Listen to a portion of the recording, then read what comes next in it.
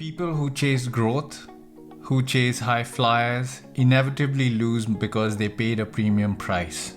They lose to the people who have more patience and more discipline. Growth investing. Putting your money in the stock market and seeing it appreciate for doing absolutely nothing but investing in a stock. You look at YouTube and you see a whole bunch of videos talking about how your money can appreciate if you invest in this hot new fancy stock by 100%, 200%, or even 1,000%. But I'm here to tell you to stop, because that's not how the stock market works. Growth versus dividend investing. The classic battle of which investing approach is better. If you look on YouTube, you'll find a whole bunch of videos about how stocks will grow 100% or even more. And when you watch that, you get all hot and flustered about investing. But the truth is, growth investments come at a price. In this video, we're going to explore the comparison between a growth investment versus a dividend investment. And I'm also going to be talking about why I choose to invest in dividend stocks.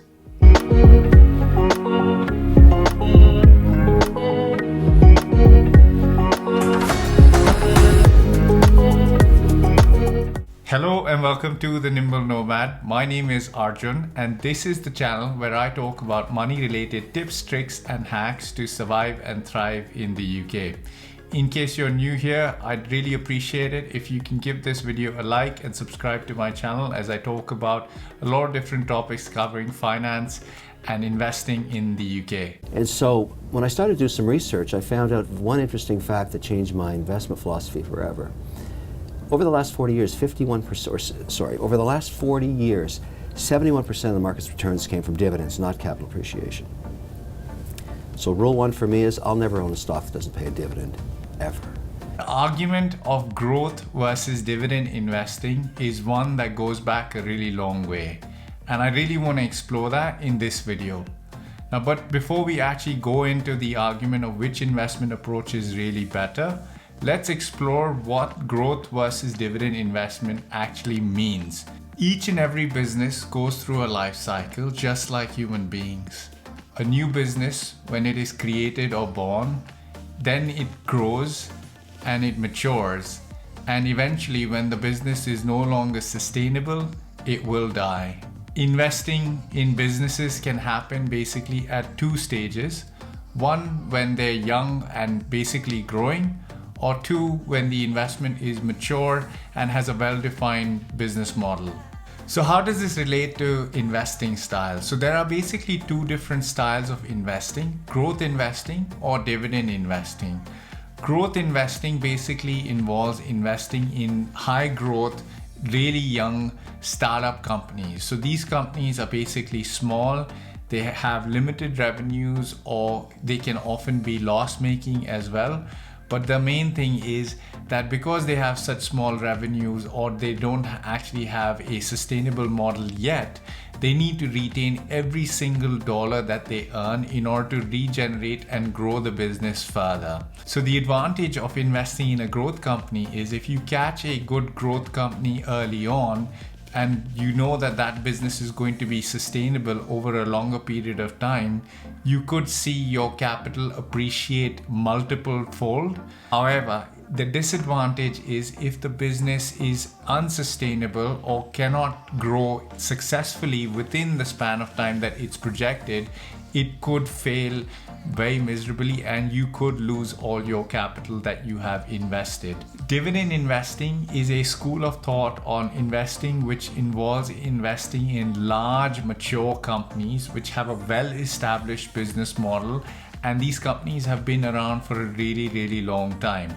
The advantage or the flip side of dividend investing versus growth investing is that these dividend paying companies actually have a significant proportion of revenue coming through their business model, and they have so much cash that's often left over after they've reinvested it in the business or paid for all of their operations, that they don't actually know what to do with that cash. So instead of just holding on to the cash, what these companies do is they hand that back to the investors in the form of dividends. So it's basically like a profit sharing model.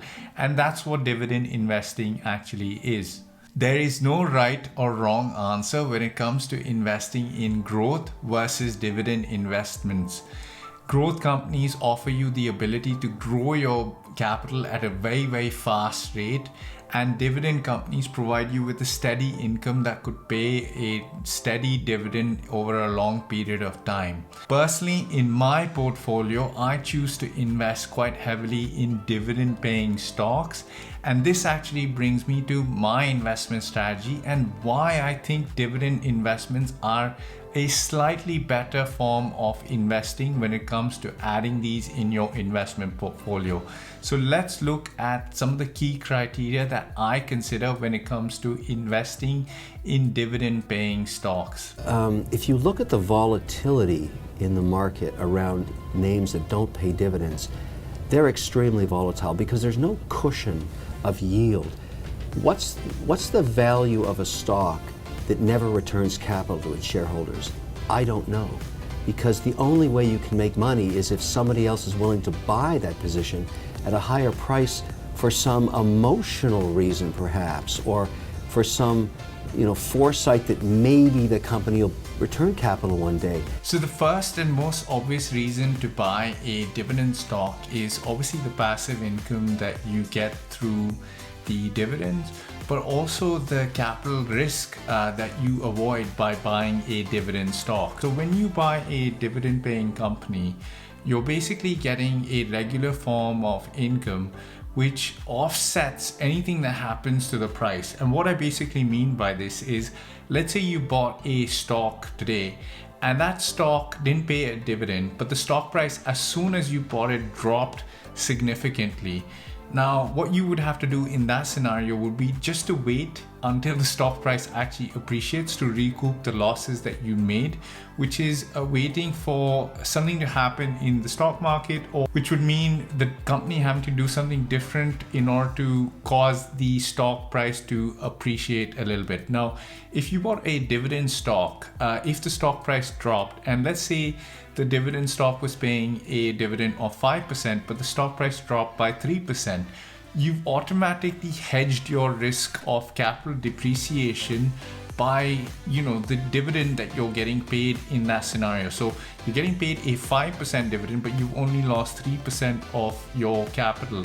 Now, if the stock were to drop even further beyond 5%, it still doesn't matter, because you continue to collect those dividend payments as you're waiting for the stock price to appreciate over a period of time.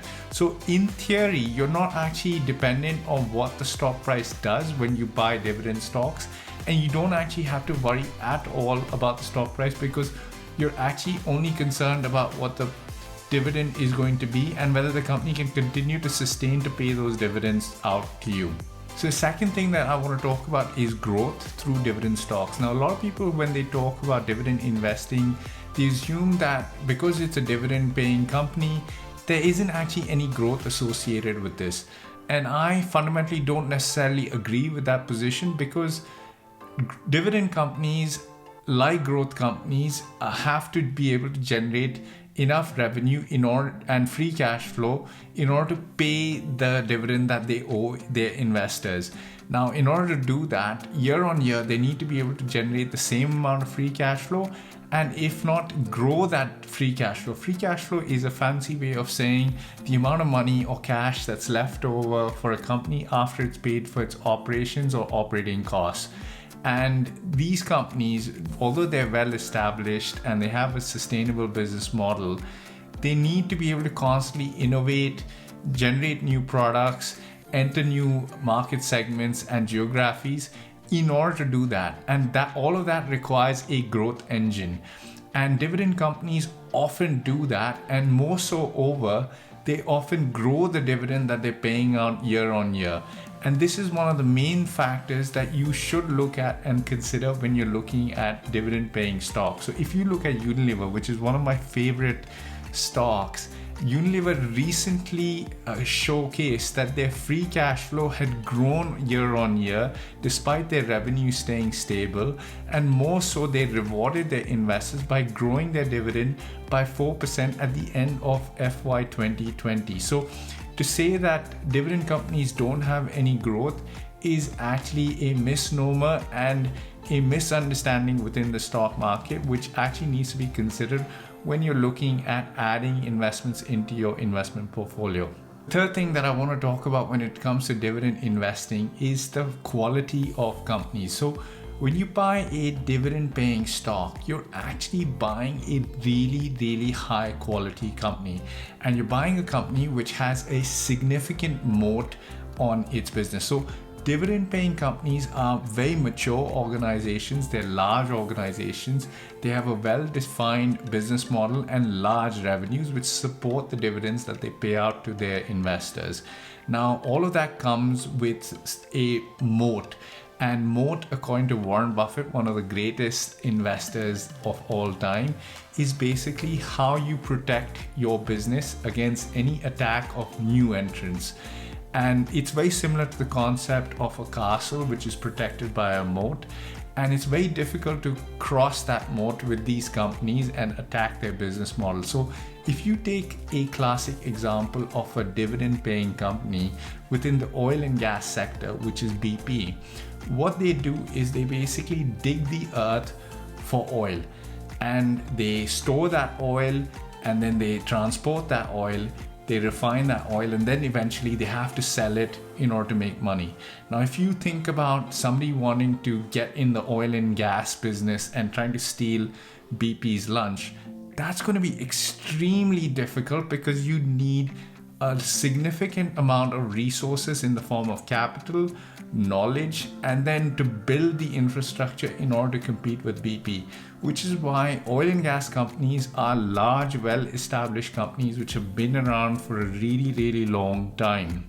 And in order to beat these companies, it's extremely difficult. So that's why you only have a handful of oil and gas companies which are called super majors, which exist within the sector. So this is one of the major advantages of dividend investing, is that you're buying really high quality companies, which often it's very difficult to actually beat them, and therefore the dividends are always going to be coming in, and there's very low risk of the dividends being cut, or if they are cut, they will bounce back over a long and extended period of time. So finally, I just want to end by concluding that ultimately I am 33 years old at this current point in time, and for me, my risk appetite is reducing, and I actually invest with the view of creating multiple sources of income for myself. So dividend investing for me personally works really well because it forms that additional passive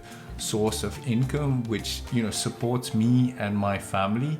Obviously, my plan is for this passive income to grow up to a point when it can pay for a proportion or a significant proportion of my daily expenses, and therefore I am really all for dividend investing. Now, having said that, I do have a few growth companies within my investment portfolio, but they don't form a significant proportion of my investment portfolio.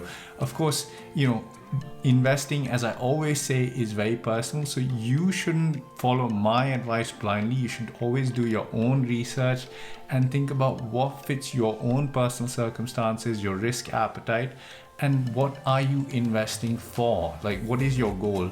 And with that in mind, that's how you should invest.